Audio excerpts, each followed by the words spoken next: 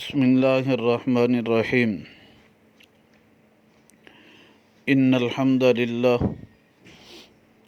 والصلاة والسلام علی من لا نبی بعد اما بعد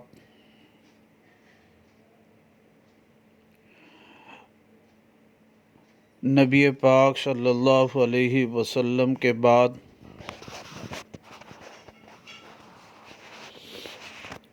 خلافت کے حقدار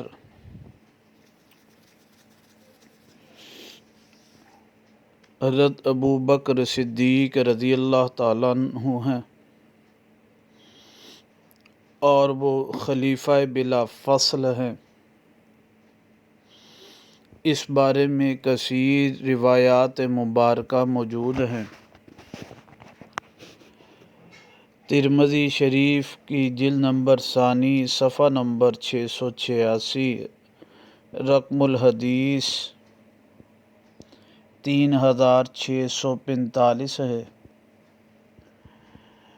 اما عائشہ صدیقہ رضی اللہ تعالیٰ فرماتی ہیں کہ نبی پاک صلی اللہ علیہ وسلم نے فرمایا، قال رسول اللہ صلی اللہ علیہ وسلم لا ينبغي لقوم فیہم،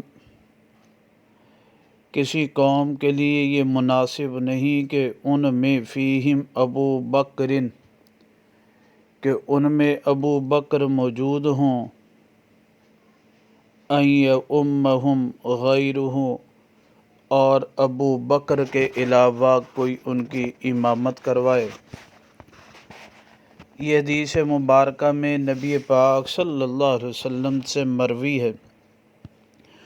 آپ علیہ السلام کا فرمان ہے، قول ہے، اور اس بارے میں شت علماء میں بھی اس بارے میں لکھتے ہیں کہ علی فضل فی الدین ہی علی جمیع الصحابہ، کہ سب صحابہ اس بات پر متفق تھے کہ سب سے افضل ابو بکر ہے، اور حضرت علی رضی اللہ تعالیٰ عنہ کا قول ہے کہ قدمک رسول اللہ صلی اللہ علیہ وسلم فی امر دیننا، کہ اللہ کے نبی نے آپ کو ہمارے دین کے کام میں آگے کر دیا۔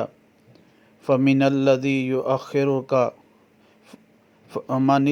یؤخرک فی دنیانا، پس کون ہے جو آپ کو ہمارے دنیا کے کام میں مؤخر کر دے۔